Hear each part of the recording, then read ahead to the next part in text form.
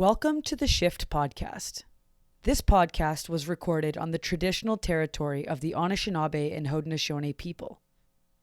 The creators of this podcast recognize that we are all treaty people, and we accept our collective responsibility to each other and to reconciliation as we work towards an equitable, inclusive, and accessible campus for all.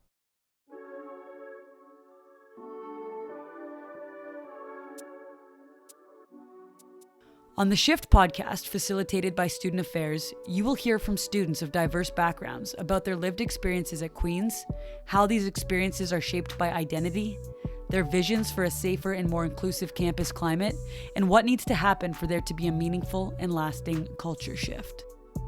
Some of the reasons why we are unable to do that and do that well is because the criteria that we're using to hire some of these folks is not as inclusive. You know, how many times I hear people pronounce like Haudenosaunee, Anishinaabe wrong, and it hurts. Because something as simple as pronouncing something goes a long way. Like on a global scale, there's always things happening. So I think community healing is kind of what we need to be going towards. So what do you think that looks like at Queen's? I think more events like what they had like for the flag ceremony, just things like that to show, yeah, we're still here. We're still going to be here. Today, we'll hear from Adrianna and Fatin. Please note that this episode of the Shift podcast will feature Queen's students' experiences and perceptions of campus safety and conversation about topics relating to discrimination, harassment, and residential schools. Some listeners may find this content upsetting or challenging to listen to. These are difficult topics. If you feel overwhelmed at any point while listening to this podcast or reflecting on it later, pay attention to your needs. There are resources to support you. Visit the Queen's Student Wellness website for more information. Alrighty, so Adrianna, who are you? Okay, so my name is Adrianna. I'm in my 4th year at Queen's. Unfortunately, it's not my last, so I'm still going to be around for a little bit longer. I'm in my 4th year of concurrent education with remedial in Indigenous Studies and Music. And then for some of my involvement around Queen's, this past year I got to work at Four Directions, the Indigenous Student Center here on campus, and I was one of the student administrative supports. So I worked at like the front desk, I helped with events, I helped wherever I was needed. I'm also the Indigenous Studies co-president, like the Department Student Council. We didn't get to do much last year because we were hired late. So this year we hope to put on more events for people in the Indigenous Studies program. And I was also an Indigenous peer mentor. So what I do with that is I help out like first year Indigenous students, help to manage them and help them to get adjusted to like that Queen's and post-secondary. So yeah, that's a bit about me. So what about you, Fatin? Who are you? What's your involvement? I'm Fatin, and I'm in my 3rd year of commerce right now. So I work with the Commerce Office as an equity and engagement intern. I've been doing this since post Stolen by Smith. For those who do not know what Stolen by Smith is, it's essentially back in 2020 when students had a lot of confessions to make about their experiences with Queen's, specifically marginalized students. And so yeah, I got to do some really cool stuff, supporting students, supporting incoming students was really, really cool. We can talk a little bit more about those things later.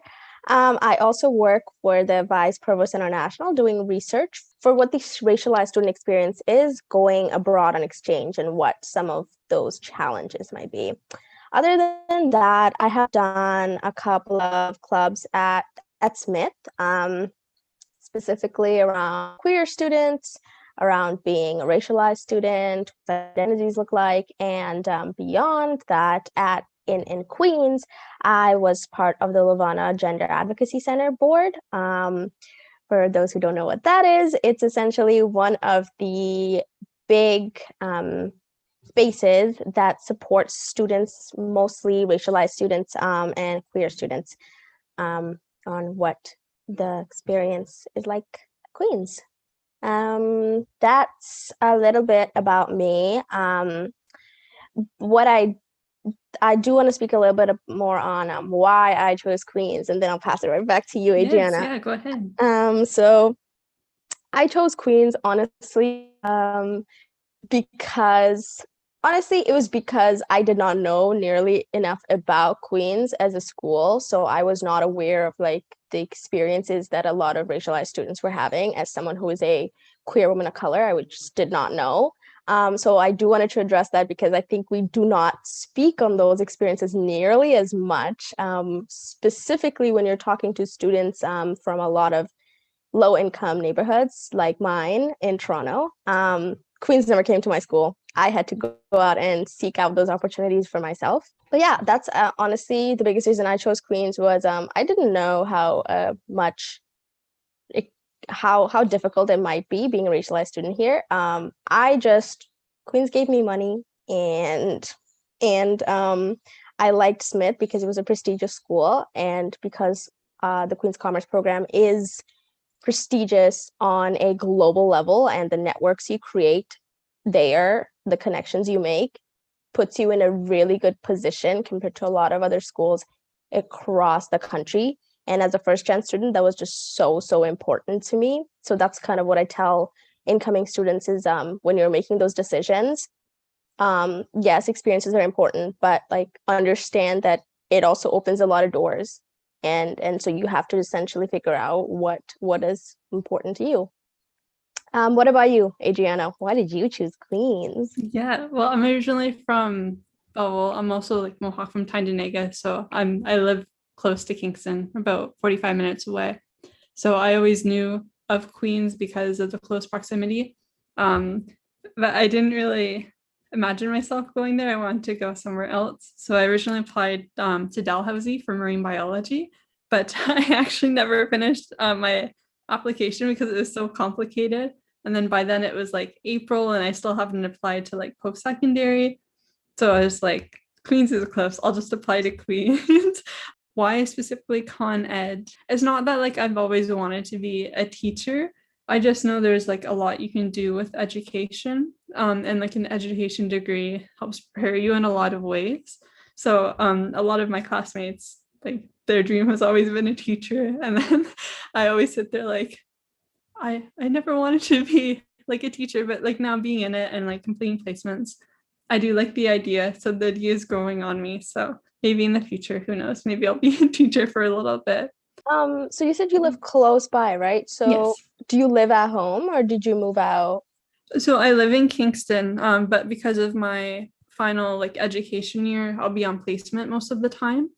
So that year I might just live at home and sacrifice or like take the hour drive and suck it up, and that way I won't have to pay rent. And yeah, so Sure. Yeah, that was a huge issue with the pandemic. Did you live at home during the pandemic? yes, so I still had my apartment in Kingston and no one was living in it. So Why didn't you just move? A lot of people did that. I never understood that. If you're paying for it, might as well go live there. it was just easier for me to live at home because like everything's like here instead of having to move everything like to Kingston with me. And also my cat is here. I didn't want to like I quite like being able to see my cat, which is one of the main reasons I come home every weekend is to see her and see my family. So it's just a lot easier just to stay here and not be in Kingston when don't really know that many people, and well in the middle of a pandemic I don't really want to go out too much. So Yeah, that was an issue because I moved back to Kingston. I was there for the pandemic. Honestly, just because like being at home was a little difficult. I love my family, but I moved to Kingston for a reason. As a first gen student, there's there's just certain you just need space sometimes. So that's why that I does get come. that, Yeah. yeah. I mean, that's why you said you visit rather than stay. Yes. Yeah. But during the pandemic, it was very lonely, especially. Yeah. So you want to talk a bit more about your like pandemic experience, what having family support versus the chaos of Queens was like? Yeah. Well, just at home, it was usually myself all day because I live in a single parent household. So my mom was at work until 4:30. So I was home by myself like all day up until like 5 o'clock. So I found most of my schoolwork got done in that time when I was by myself, and not so much in the evening when, well, it gets busier and louder.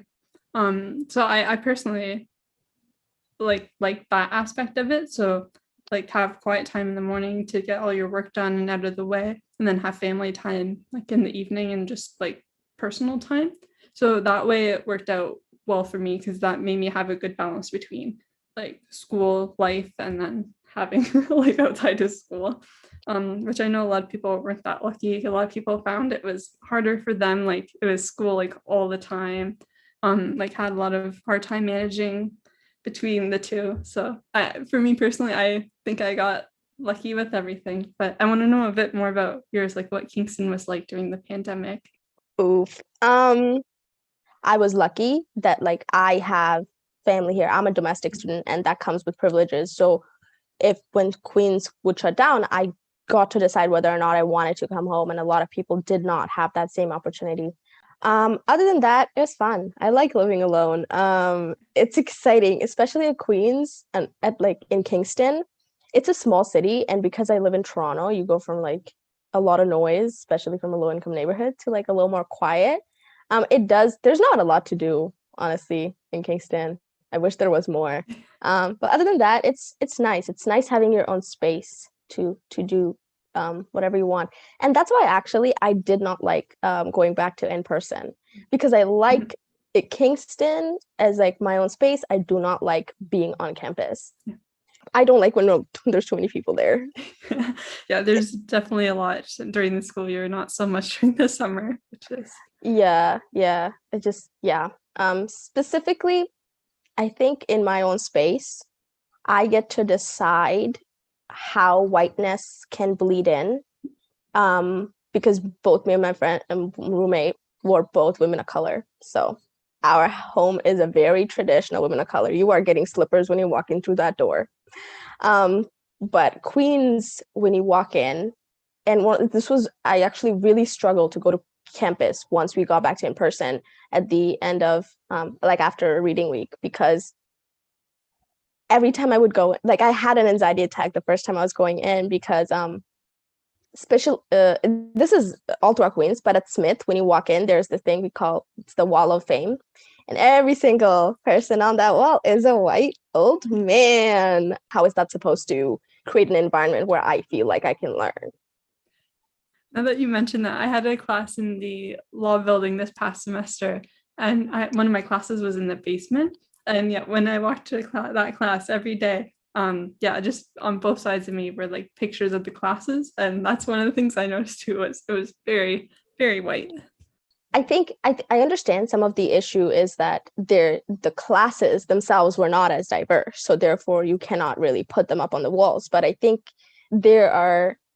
we really need to look at what types of accomplishments you're looking for, the criteria to actually end up on that wall. Because I am almost sure that the criteria used to evaluate these candidates is not as inclusive. What about you, specifically given that you're in education? Yeah, well, I know education's definitely come a long way than what it has been. I don't really notice personally a lot of like Black or Indigenous or other people of color in education. All my classes have been taught by like white settlers. So I would love to have like an Indigenous like education. I think maybe in my fourth year or final year, I think there's like very few courses of like Indigenous education, or I think the only ones I've noticed for some Indigenous education and a lot of like teaching like English as a second language, and that's about as diverse as education is that I've noticed. I know there is some accomplished Indigenous education scholars, but like you said, they're not highlighted. Their work is not emphasized, or materials aren't really covered of theirs in, I know of my prof classes anyway. So that's definitely something I'd like to see more of, because, well, of course I like learning from a variety of people. So especially white is Indigenous materials and Indigenous knowledge not incorporated in education classrooms, which is kind of a silly notion to me that they're not. But I mean, like I said, it's definitely come a long way than when it has been. But there's still always more. Would you say that Indigenous studies is a siloed practice at Queen's? Well, yeah, Indigenous studies just this past year finally had medial and major created. Before it was only a minor.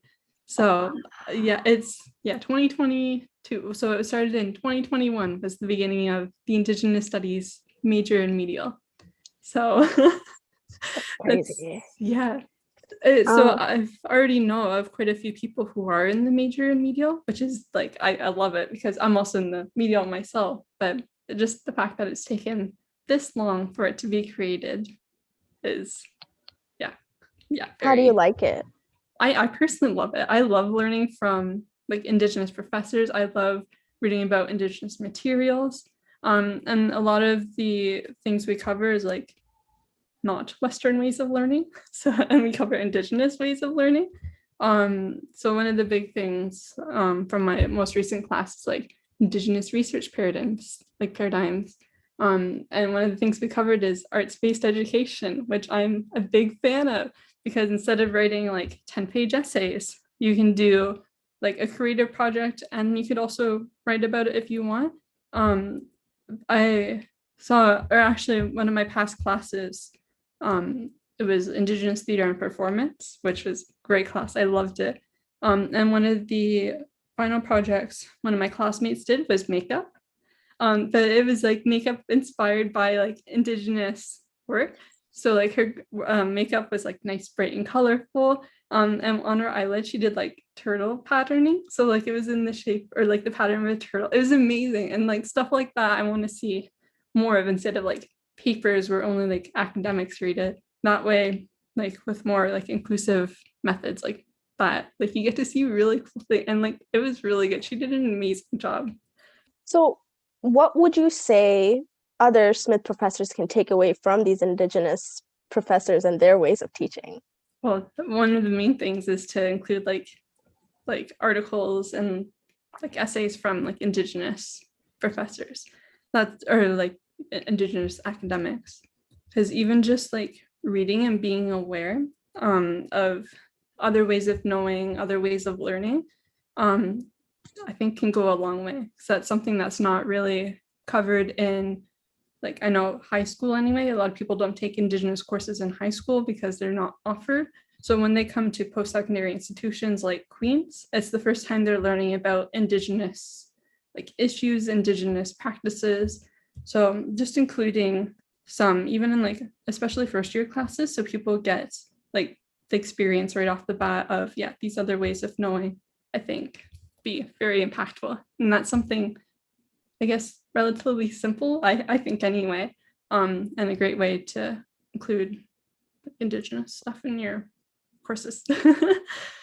Yeah, it's funny that you mentioned that, because one of the biggest things when I was that I've heard from international students when I was in a focus group is that they didn't even know what a land acknowledgement was. They're literally here they don't know about the Indigenous folks in Canada. So I think we don't do enough to have those conversations, and like we just assume everyone knows. And I have a personal bone to pick with that sentiment. But talk to me a little bit more about students. You said you've worked with Indigenous students. What has that been like? What has their experiences been like? I love working with Indigenous students because it's like people like me at campus. So I like working with them as coworkers. I like working with them as a peer mentor, just so I can hear like what other people's experiences have been like, because some of them have not had as pleasant experiences as me. So especially back when like I know the protests were going on, Wet'suwet'en, sorry if I'm pronouncing that wrong, and like all the like train blockades and everything. There's a lot of passing comments made about like Indigenous peoples in general that a lot of my fellow Indigenous like students have heard.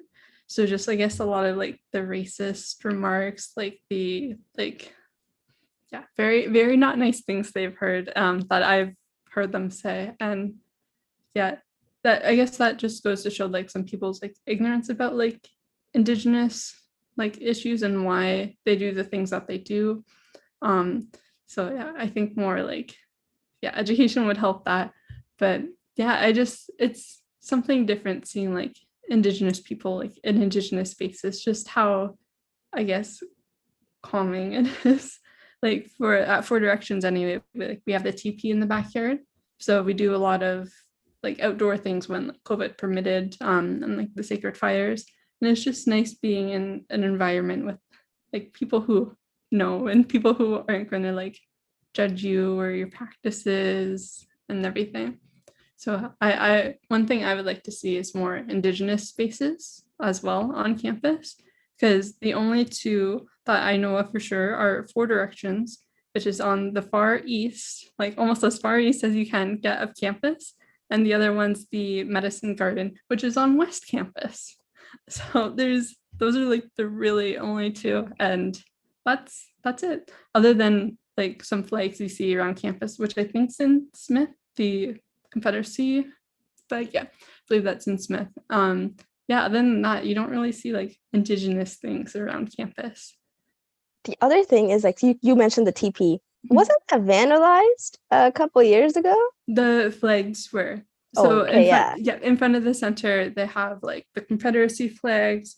They have a lot of LGBTQIA plus flags, and they were vandalized. So actually, I think it was a few weeks ago, they had a flag ceremony. So they, did a little ceremony and then they hung more flags up.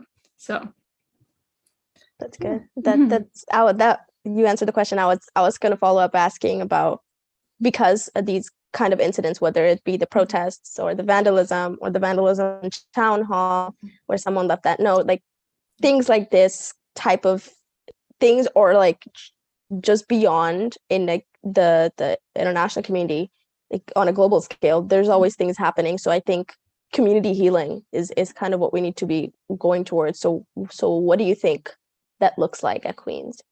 Yeah, well, I think more like events like what they had like for the flag ceremony, just things like that to show, we're still here, we're still going to be here. I'd like to see more like campus wide events. So I believe I don't remember if it was I believe it was for September 30th. So for like the residential schools, you saw like probably a lot of orange shirts around, but like more campus wide, I guess, inclusion. So even like more information about like Orange Shirt Day would have been nice, because I know they had like some flyers, they had some guest speakers, but I think it could have been better advertised, and even sooner, because I think it was quite late. So just more, inclusion stuff. I would like to see. I'd like to see everybody participate in like things like that. Yeah, that was going to be my next question. You can have events. Are people going? So how do you create buy-in? Buy-in, as in, sorry, commerce student. Yeah. I apologize. Buy-in is how do you get people to show up?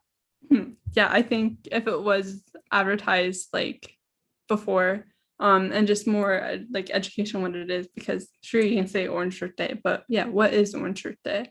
So like it was a residential school survivor who started it.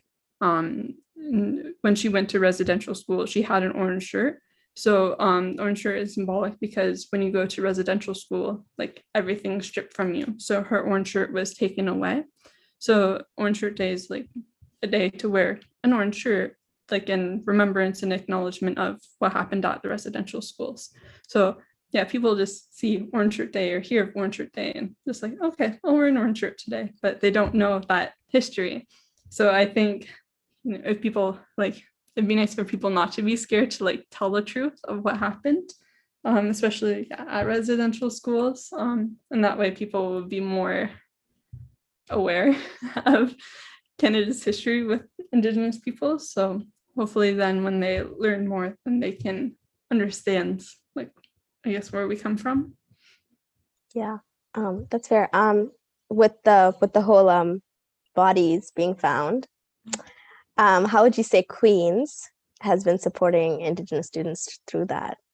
Did Four Direction have supports? I know they always have supports. So especially they may have like made a post on like social media and stuff. But yeah, once again, I this was during the summer. I was not in like school mode looking at school things. So That's fair. But also, do you think Four Directions has enough resources to be supporting all the students? Because that's the other thing we keep doing is like we know of like 2 to 3 big support places around Queens, and we're just always like, okay, go there. yeah, no, I think Four Directions does, because we have like our own cultural advisor, cultural counselor. Okay. We also have lots of elders too, so we have lots of people always available. And then of course they have like resources for like external, I guess, like Queen's external resources. So I believe like yeah, they have a good amount of resources. I'm glad Four Directions has a lot of support. One of the things on the Lovana board that we did when the bodies were found actually is that we said we're giving Indigenous students $100 just for whatever purpose that they want. And we also do not believe in creating documentation, like asking for a lot of different documentation to like, we don't need them to make their case about why they need the money. So we just like gave out like quite a bit of money, and we did 2 rounds of that. And that was extremely healing to me personally, because honestly, sometimes it's not even about like, you just got to give people the resources to do what they want to do. Sometimes it's that simple. And the school has a lot of money. So if you're struggling with creating supports, how about you give students the money to create their own? Because why are some of these clubs that are doing great work not being given more money? Like, for instance, Yellow House, they do so much work. I don't know much about Yellow House. I just know they do a lot of like LGBT like QIA stuff. And I know Four Directions like collaborates with them a lot. They had queer student like circle and support group. And yeah, from what I know of Yellow House, they do amazing things. Yeah, the thing with Yellow House is they provide supports for racialized students and for queer students. And as someone who is in both, I'm going to all of their events all the time. And it's honestly, it's great because it's anything from like rainbow crocheting to like movie nights, like all types of stuff. And the biggest thing I love about them is they make it extremely clear that you are not allowed in the event if you're not queer or you're not racialized. And there are certain spaces where they're like, you have to be a like non-cis, like you have to be transgender, gender fluid, and all that stuff to attend those events, at certain events. And I think that creates those safe spaces in Queens that we don't do nearly enough. We have all these EDII committees, but it's also like packed with so much whiteness and a lot of like white perspectives. And I've heard some students say that part of the reason why that is we want to make space for differing views. And frankly, I don't really need a white perspective on how I should be better supported at this school. I can speak for myself. Please put Indigenous and Black students, women of color on these boards, gender fluid folks, hear from them. I promise you, I don't need to hear a white perspective on it. Hi everyone, my name is Kel, and I work at the Yellow House, which is a center for student equity and inclusion here at Queen's. Here at the Yellow House, we support students through programming and events that create spaces for BIPOC and racialized folks, and spaces for 2S LGBTQ+ folks. Our programming focuses on joy and building community within and across these intersectional identities. My role as a sexual and gender diversity advisor at Yellow House is primarily to advise students and to design and deliver programming for 2S LGBTQ+ students. If you want to learn more about Yellow House and our upcoming events, we have a website and are on Instagram as Queen's Yellow House. It really is a different experience talking to someone from like your own race and culture than it is speaking to someone white, because I find personally when you speak to someone white, you have to explain like your culture and like your ideas, even though they have culture training or like culture like awareness and sensitivity It's not the same as being able to speak to someone with like the lived experiences that you've also had. So do you think it's possible to create a truly equitable campus without white students buying in and wanting to change themselves? I think it's possible.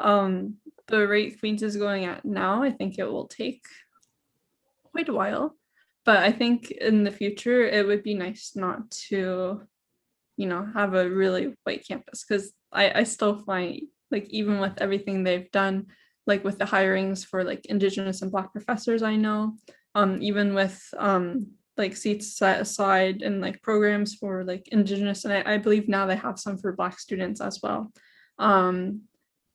Like I think it can be not a white campus. And that kind of goes into what you said too, like people just don't want to come here because it's not inclusive. It's not like, yeah, it's not a safe space for everyone. So I think in the future, that's my hope, that one day it will be a nice place to be.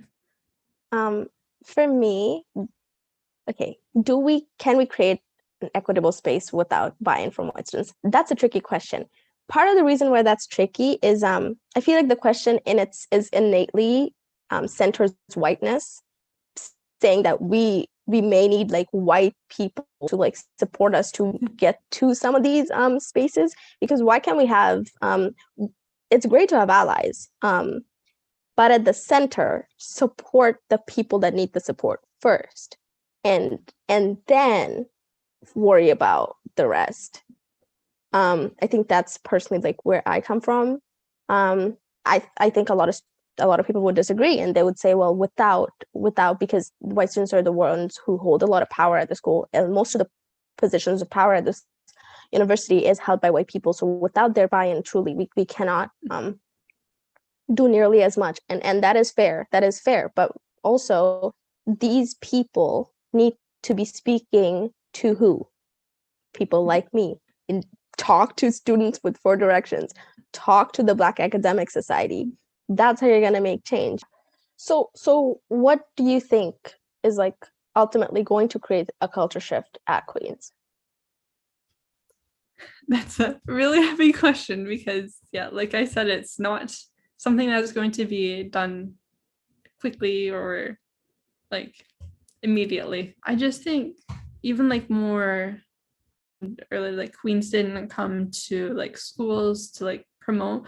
I think if they like had like some of their, like, I guess like what they do with like marginalized students, like international students, and they included that like more in their website and like presentations and everything, I think it'd be nice for people to see the stuff they actually do.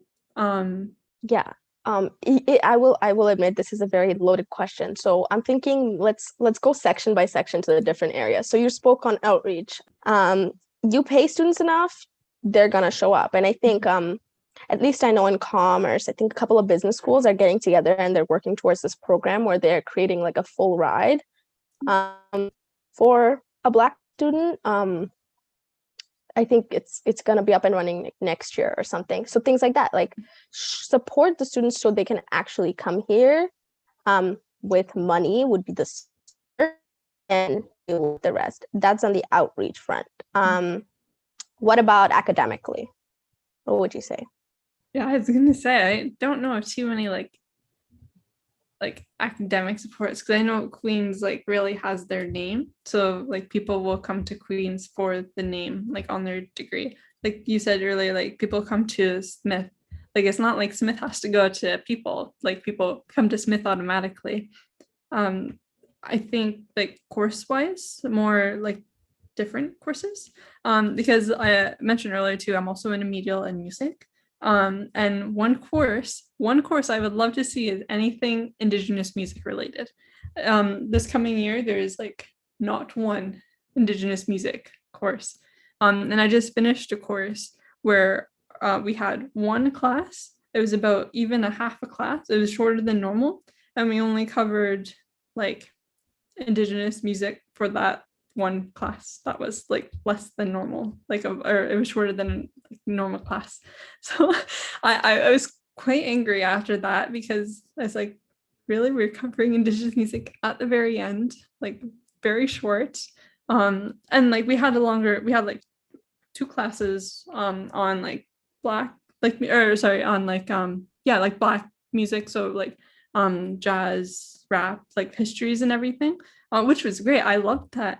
But I would also like to see that done for Indigenous music, because Indigenous music has just as a rich of culture, but yet it's not talked about. There's no classes, and like, yeah, there's tons of music classes on like rap, like social history music and stuff, which is great, because I'm also going to take one next year because I love them. But yeah, I just like more specific courses for like Indigenous studies. That's so fair. For me, you mentioned this earlier about like including readings from Indigenous academics would be so huge. I'm also a personal believer of like wealth redistribution. And so the biggest way for that is like, it literally doesn't hurt to go out in the community and bring in a guest speaker. There's so many cool people doing a lot of cool things. Bring them in for like one lecture and pay them. This is how, because you're creating space for more perspectives in one class. And I don't know why and it's very easy to make that happen. And the other thing academically, I realize it sounds a little counterproductive to when I said I don't care much about white folks at Queens, is talking to your professors. Some of my biggest supports at this school has actually been some of my white professors, because they're truly invested in who I am and my potential. And they put me in rooms where my name has yet to reach. And so that's the biggest thing. So I feel like a lot of students are scared when they hear us speak about all the difficult experiences, but I promise there's good. When you find your people at the school, that could be students, staff in different offices, and professors, truly find people who are invested in your growth, because there are a lot of them. I wouldn't say a lot. There are people like that here.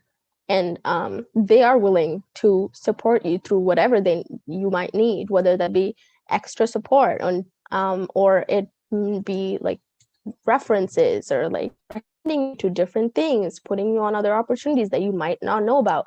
And honestly, you wouldn't know that unless you're still like keeping an open heart to have these conversations with people. For me, I spent so much of my first year in office hours with professors. It had nothing to do with the course. I was just ranting about life at Queens. So it's important to move with an open heart and open mind. How do you think students can be better supported? How do you think we should create a culture shift physically? That's a good question too. Yeah, I think for physically, the main thing I want to see is more like spaces on campus. I find there's like not a lot, or they're very far. They're not like central to where like a lot of students are. I know there's going to be a new residence, and it's going to have like a little, like, I think like a little sitting area or something like Indigenous themed as well, like outside of the building. So like stuff like that is nice to see, but just more like welcoming areas like when you walk in, you don't feel like I don't belong here. It'd be nice to be able to walk in and feel like you belong everywhere on campus. Yeah, here's the thing. I don't think it's really that difficult to be creating these spaces. The small action steps are very, very simple, and it's quick.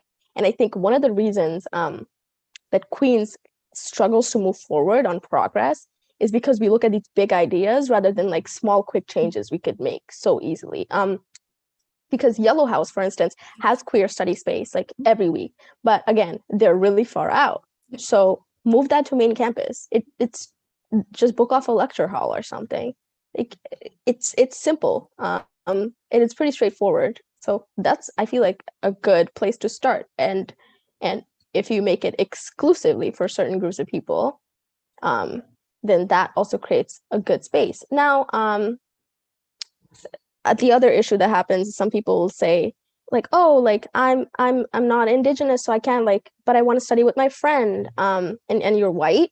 Well, you can also do these things of just like if you're with an indigenous person, a friend, you can come into those spaces. So you can, there's ways to just create inclusive and yet safe spaces for some of these students.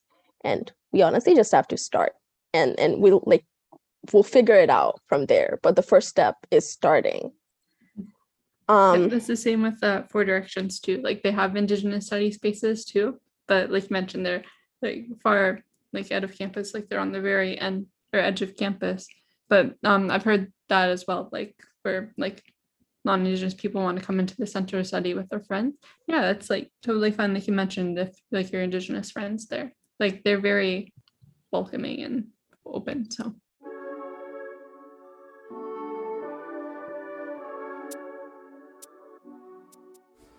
Sego, hello, my name is Candice Baptiste. I'm the director of the Four Directions Indigenous Student Center here at Queen's University. At 4D, we offer cultural counseling, advising, as well as events and programs for Indigenous students at Queen's, both undergrad and graduate. We hope to see you at our center located on Barry Street, where there's access to a kitchen, laundry service, and lots of study space. Take care.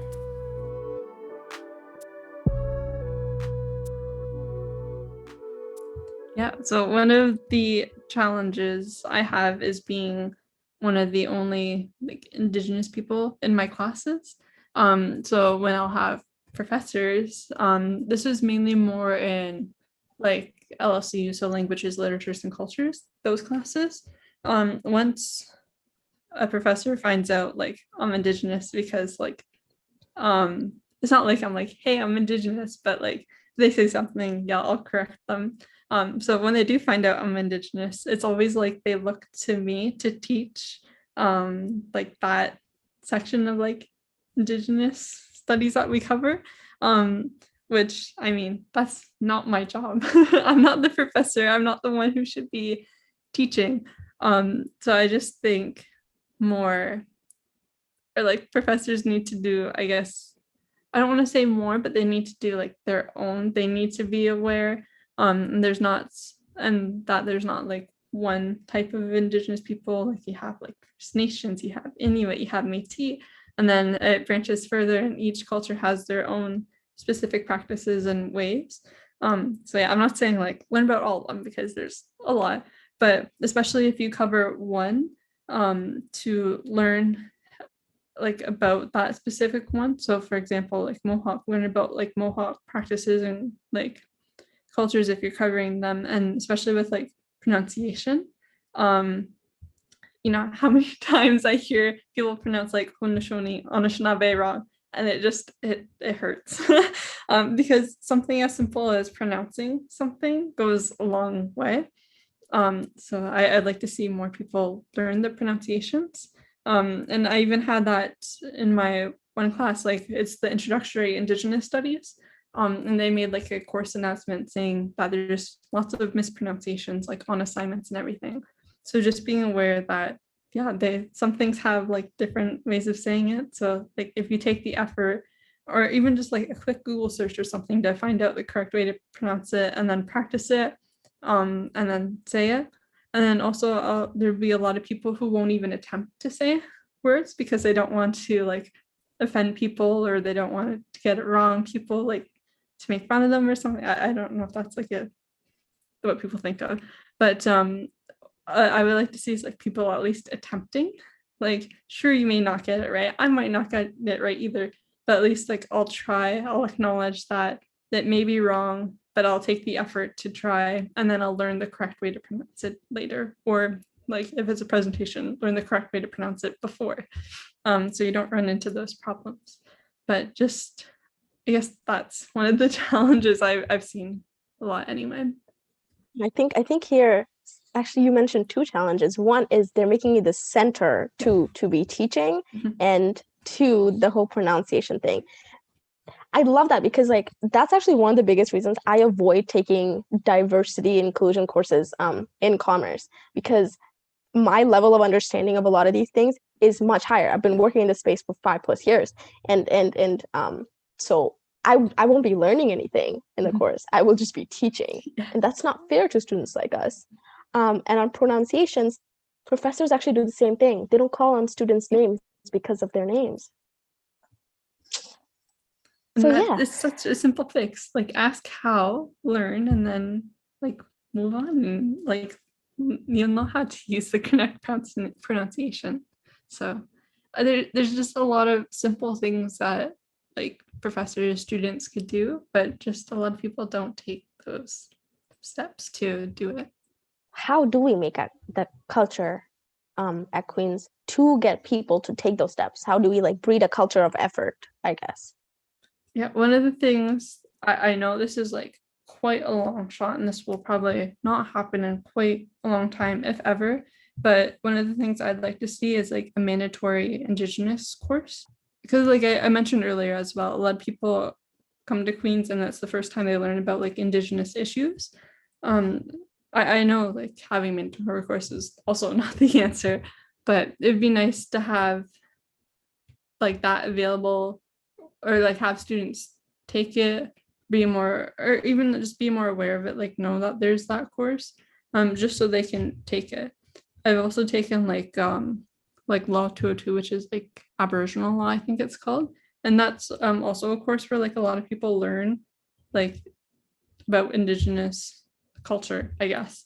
So just having, I guess, more, courses with like Indigenous content in it as well. Oh, I think that's an important point. Is Aboriginal law taught by an Indigenous? I was gonna say, because we have a similar course and commerce as well. It's like reconciliation in business, and it's taught by a white woman. Yeah. Great, I love that woman. She's great. That being said, yeah, the professor too, he's great as well. He acknowledges that he is like not Indigenous, it's not his space to teach, and he's a settler, but he's great. He's very knowledgeable as well, but he's also not an Indigenous professor. So see, that's the thing. I would like to see some of those courses, like the professors, be replaced by someone with both professional and lived experiences. I think like it would be nice to touch more on like the international students as well. How do we create a culture of acceptance or celebration or effort for international students? Well, I know like a lot of the things like they do like with the international students happen like on West. Like I know like for events and stuff, which I mean it's nice that it's on West, but it would also be nice if it's on like Main. Like they'll have like events on Main.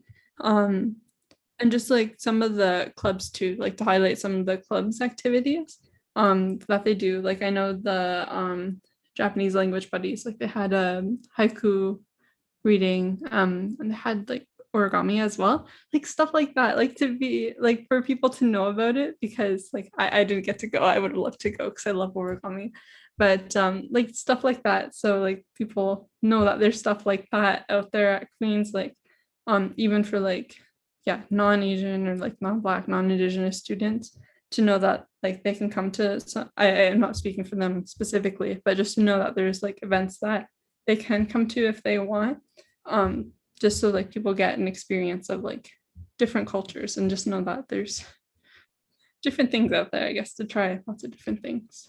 Yeah, I think that's I think you hit the nail on the head. One of the biggest things with Queens is there's certain supports, like good supports around the campus. You just don't know about them because we don't tell students about them.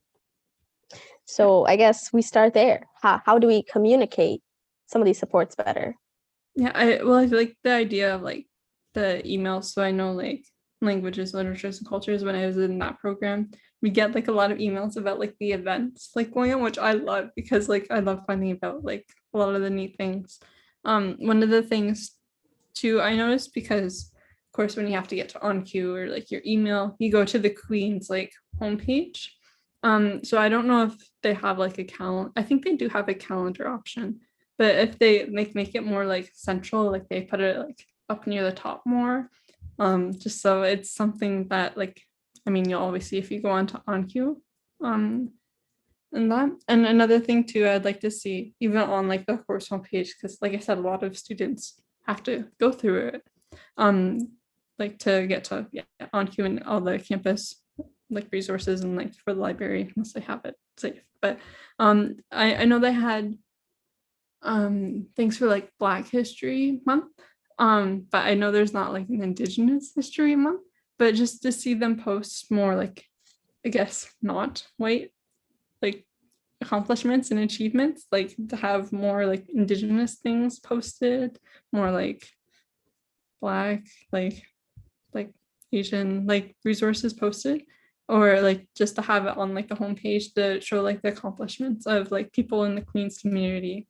That would be something also I'd like to see. Yeah, that's the other thing. I don't think we recognize. I think we're getting better at it with certain scholarships and like awards. Recognizing people that are doing this work. I think that's such a huge part of where we need to be.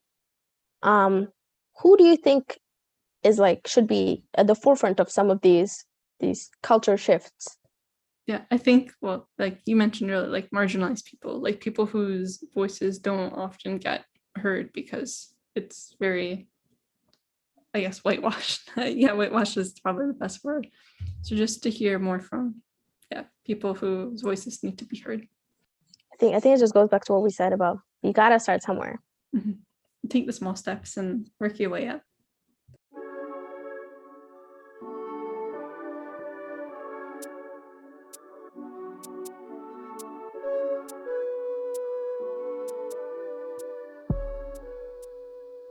Okay, Adrianna, what would you say to your first, what is the biggest advice you want to give to your first yourself about where to find community, what to expect here?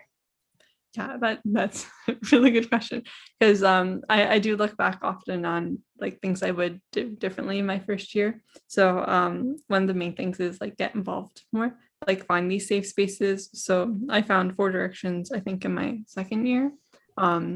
But I wish I would have went to more events, got to know more people like in my first year, because like I guess I do have some bias after working there and getting to spend lots of time there, but I wish I would have spent more time before.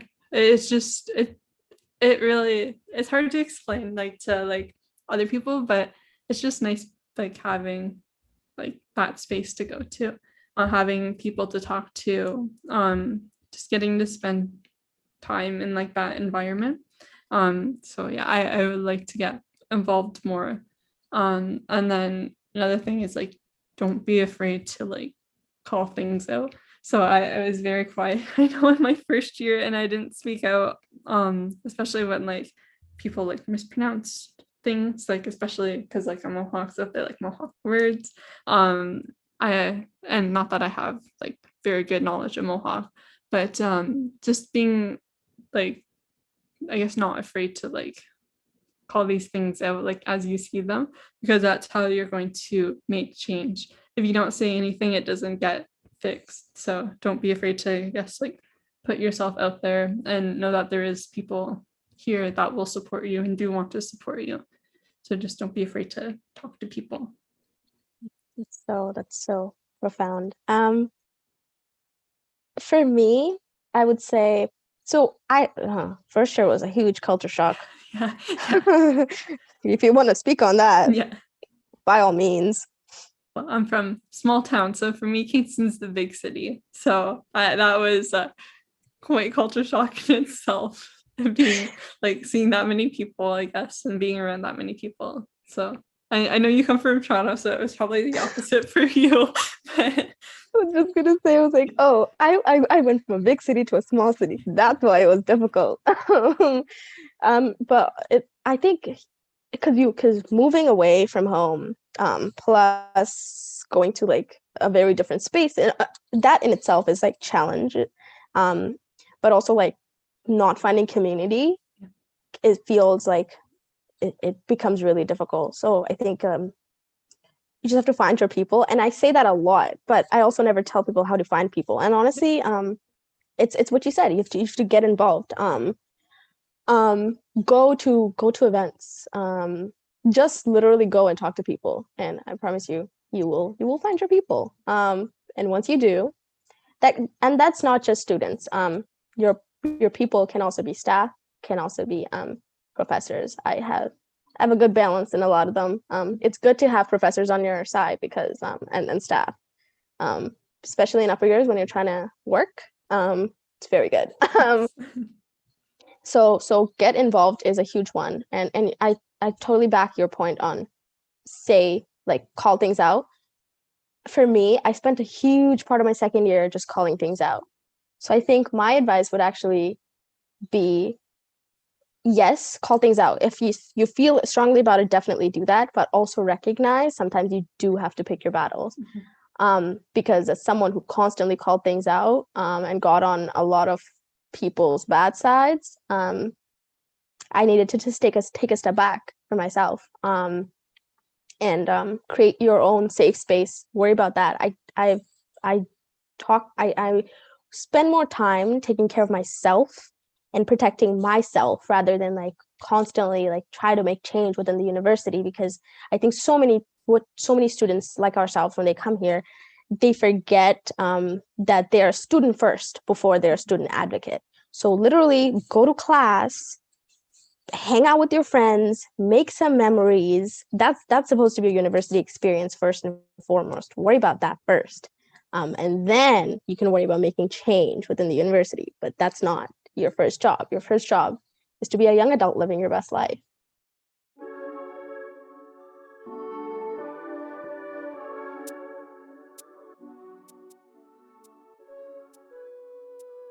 Thank you for listening to this episode of the Shift podcast. For a list of all the resources mentioned in this episode, please visit the link on the CFRC webpage for the Shift podcast. If you have stories that you'd like to share on the Shift podcast about your experience at Queen's, or have questions or comments in general, email studentexperiencessurvey@queensu.ca.